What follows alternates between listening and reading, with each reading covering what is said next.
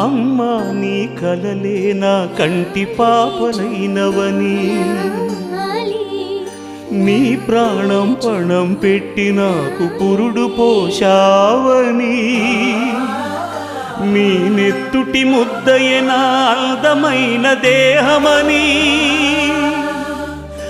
బిడ్డ బతుకు దీపానికి తల్లి పాలె చమురని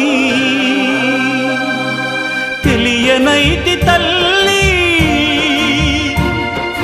ఎరుగనైతి నమ్మా,